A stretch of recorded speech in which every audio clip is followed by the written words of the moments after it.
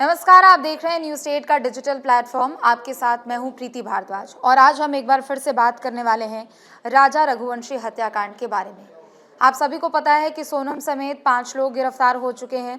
सभी से पूछताछ की जा रही है। 8 दिनों की रिमांड उनको मिली है। मेघालय पुलिस को उनकी रिमांड मिली है और ऐसे में इस पूरे हत्याकांड की हर एक कड़ी को जोड़कर देखा जा रहा है कि ये पूरी टाइमलाइन क्या थी। 11 मई को शादी होती है। कुछ दिन बाद वो लोग हनीमून मनाने चले जाते हैं और फिर अचानक से खबर मिलती है कि दोनों में से किसी से संपर्क नहीं हो पा रहा है। 23 मई से लगातार सोनम और राजा दोनों का फोन ऑफ आ रहा है। परिवार वाले परेशान हो जाते हैं क्योंकि शिलोंग जाकर हनीमून मनाने का ये जो प्लान था वो अचानक से बीच में आया था। प्लान के मुताबिक यानी जिस प्लान के बारे में घर वालों को जानकारी दी गई थी उसके मुताबिक असम यानी गुवाहाटी जाकर कामाख्या देवी के दर्शन पूजन करना था और उसके बाद कपल वहीं पर घूमते और कुछ दिनों बाद वो लोग वापस घर आ जाते। लेकिन अचानक से इसमें शिलोंग जाने का प्लान कहाँ से कैसे आया, घर वालों को ये भी नहीं समझ आ रहा था कि कहाँ पर क्या चूक हो गई और बच्चे कहाँ चले गए क्योंकि उनसे संपर्क नहीं हो पा रहा है। फिर अचानक से मेघालय की झाड़ियों में अचानक से एक शव मिलता है और जब पता लगाया जाता है, उसकी जांच की जाती है तो ये निकल कर सामने आता है कि वो शव किसी और का नहीं बल्कि राजा रघुवंशी का ही शव है। 2 जून की ये पूरी घटनाक्रम मैं आपको बता रही हूँ। उसके बाद हमने देखा कि कई सीसीटीवी फुटेज को खंगाला जाता है और फिर अचानक से सोनम आकर गाजीपुर में सरेंडर कर देती है, ऐसी खबरें आती है। लेकिन पुलिस की ओर से साफ तौर पर कहा गया कि जब सोनम ने कॉल करके लोगों को बताया कि वो वहां पर है तो सोनम को तब ये आभास हो गया था कि वो सब तरफ से घिर चुकी है, क्योंकि कुछ आरोपी को पहले ही इंदौर में पुलिस की टीम ने गिरफ्तार कर लिया था और पुलिस की टीम हर एक पहलू को मॉनिटर कर रही थी और हर एक एंगल से इस पूरे मामले को लेकर जांच पड़ताल कर रही थी। और जैसे ही सोनम को ये पता लगा कि वो सब तरफ से घिर चुकी है तो उसने सरेंडर करने का प्लान बनाया, लेकिन पुलिस वालों ने उसे गिरफ्तार कर लिया। अब सबसे पहले समझते हैं सोनम के किरदार के बारे में। जब सोनम की गिरफ्तारी होती है, मीडिया के लोग वहां पर पहुंचते हैं। आसपास के लोगों से जब पूछताछ की जाती है तो आसपास के लोग यही कहते हैं कि सोनम, जिसको गली मोहल्ले में लोग बिट्टी के नाम से जानते थे, सोनम का किरदार बड़ा ही दूसरी लड़कियों की तरह, आम लड़कियों की तरह ही था। देखकर उससे लगता था कि वो काफ़ी ज़्यादा धार्मिक है, क्योंकि धार्मिक कामों में वो बहुत हाथ बटाती थी। जब भी गली मोहल्ले में किसी तरह का कोई आयोजन होता था, किसी मंदिर में कुछ ऐसे कार्यक्रम होते थे तो उन सभी कामों में वो हाथ बटाती थी।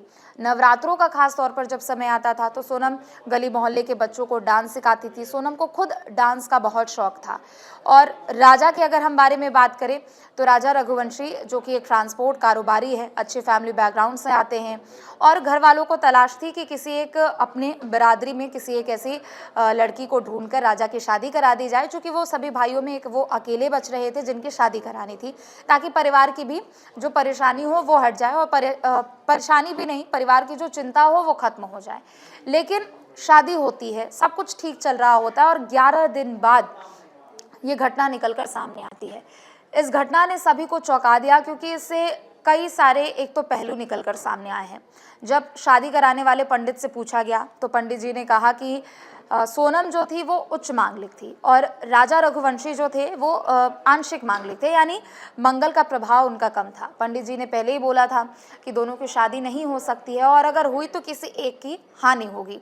हालांकि ये तो एक अलग पहलू हो गया, लेकिन दूसरी तरफ सोनम ने अपने घर वालों को बताया था कि मैं ये शादी नहीं करना चाहती हूँ। अपनी माँ को सोनम ने खास तौर पर बताया था कि वो ये शादी नहीं करना चाहती है और अगर घर वाले उसकी शादी कराते हैं तो इसका परिणाम बुरा हो सकता है। और घर वालों ने इस बात पर अनदेखी की और घर वालों ने तुरंत उसकी शादी करा दी और उसकी शादी के बाद जो भी घटनाक्रम हुआ वो आपके और हमारे सामने है। लेकिन क्या यही एक प्लान था कि राजा रघुवंशी को शिलोंग में ले जाकर मारा जाए? तो जी नहीं, क्योंकि कई प्लान अलग अलग सोनम ने तैयार किए थे और जो अभी ताज़ा बयान आया है सोनम का, उसके बाद वो खुद कह रही है कि हाँ, मैंने ही राजा रघुवंशी की हत्या कराई है। लेकिन परिवार के लोग अभी भी चाहते हैं कि नार्को टेस्ट हो, ताकि जो भी अगर झूठ बात अगर सोनम की ओर से या फिर आरोपियों की ओर से कही जा रही हो तो वो झूठ के बारे में पता लग सके और झूठ का पर्दाफाश हो सके। लेकिन देखिए, जो पूरा प्लान था कि कामाख्या देवी जाकर दर्शन करना है और उसके बाद फिर शिलोंग में घूमने के लिए चले जाना है, तो ये एक सब कुछ प्लान के तहत हुआ था। क्योंकि जैसा कि राजा रघुवंशी की माँ ने भी बताया था कि सोनम ने जाने के टिकट्स कराए थे। सोनम ने राजा को बोला था कि तुम ज्वेलरी पहन लो या अंगूठी पहन लो, चेन पहन लो। आमतौर पर हम देखते हैं कि जब भी जो भी नव दंपत्ति होते, नई नई शादी होती है, वो कहीं अगर बाहर घूमने जा रहे होते तो इन सब चीज़ों से वो बचते हैं। डर रहता है कि कहीं छिनैती ना हो जाए, कहीं किसी तरह की स्नैचिंग ना हो जाए। लेकिन सोनम ने राजा को कहा कि तुम अपनी चेन पहनकर चलो, अपनी अंगूठियां पहनकर चलो। तो शक वहां पर भी परिवार वालों को हुआ था कि आखिर सोनम ऐसा क्यों कह रही है, लेकिन उन्होंने इस बात को टाल दिया। मेघालय पुलिस की ओर से जो पूरी ये जानकारी दी गई है उसमें ये बताया गया है कि हमें जो पहला सुराग जो मिला था वो वहीं से मिला था कि कोई भी जो भी न्यूली मैरिड कपल होंगे, सबसे पहली बात वो अपने गहनों को इस तरीके से सूटकेस में छोड़कर नहीं जाएंगे। जिस होम स्टे से इन लोगों ने चेकआउट किया था उसमें एक बैग था और बैग में सोनम का मंगलसूत्र था और कुछ भी ज्वेलरी वहाँ पर रखे हुए थे। तो किसी के लिए भी ये बहुत बड़ा एक क्वेश्चन मार्क हो सकता है और किसी के लिए भी ये सस्पिशियस है कि आप समझिए कि जो न्यूली वेड कपल हैं वो जा रहे हैं, वो अपनी ज्वेलरी को ट्रॉली में रख देते हैं और उसके बाद वो उससे भूल जाते हैं, जो कि बहुत सरकास्टिक लग रहा है सुनने में।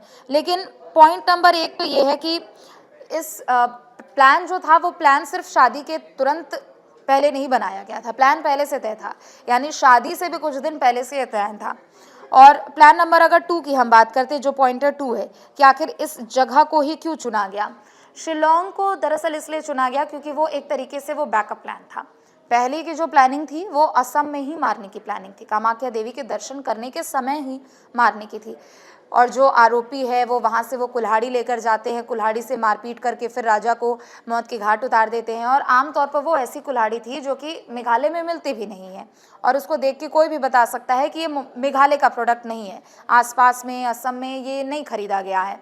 तो पॉइंट नंबर 2 यही था कि मारने की जो प्लानिंग थी वो बहुत पहले से थी। हालांकि वो तब वहाँ पर चूक गए थे, जिसके बाद जब शिलोंग जाने का प्लान बना तो फिर उसके बाद मारने की प्लानिंग वहाँ पर की गई। और हम सब ने देखा कि जिस तरीके से सब फोटो वीडियो सामने आए थे उसके बाद सब कुछ कितना भयावह लग रहा था। पॉइंट नंबर 3 ये है कि जैसे ही राजा रघुवंशी की हत्या कर दी गई उसके बाद सोनम तुरंत आ जाती है इंदौर। 25 से लेकर 27 मई तक का ये समय बताया जा रहा था कि जब सोनम इंदौर आई थी और फिर एक फ्लैट में रह रही थी। वो फ्लैट भी उन्हीं आरोपियों में से एक का था जिसने मुहैया कराया था। विशाल चौहान नाम का एक शख्स है जिसके नाम पर वो फ्लैट लिया गया था। आनंद फानंद में वो फ्लैट लिया गया था और सोनम उसी फ्लैट में रुक रही थी, क्योंकि अगर कहीं और जाकर सोनम रुकती तो जाहिर सी बात है कि सोनम और राजा रघुवंशी की खबर इस कदर देश भर में फैली हुई थी कि किसी को भी शक हो जाता। पॉइंट नंबर 4 ये था कि किसी आप समझिए कि प्रोफेशनल सुपारी किलर्स का इस्तेमाल इसमें नहीं किया गया है, दोस्तों का ही इस्तेमाल किया गया है।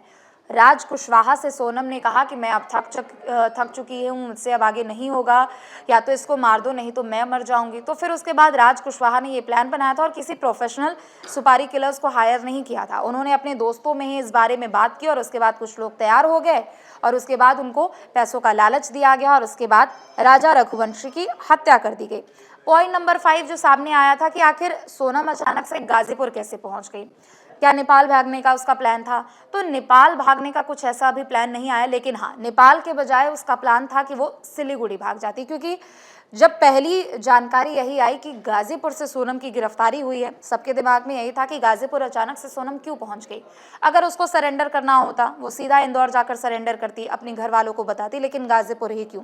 क्योंकि नेपाल की सीमा पास है और ऐसे में अपराधियों के लिए वो सबसे सेफेस्ट एक ऑप्शन होता है कि नेपाल के रास्ते वो भाग जाए। लेकिन नेपाल का कनेक्शन इसमें नहीं था, सिलीगुड़ी का कनेक्शन इसमें जरूर आया था।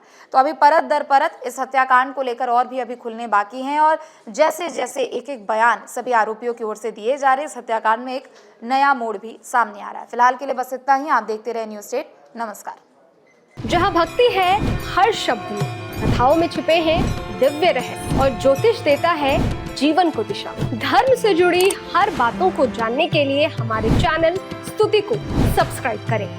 चैनल पर जाने के लिए इस लिंक पर क्लिक करें।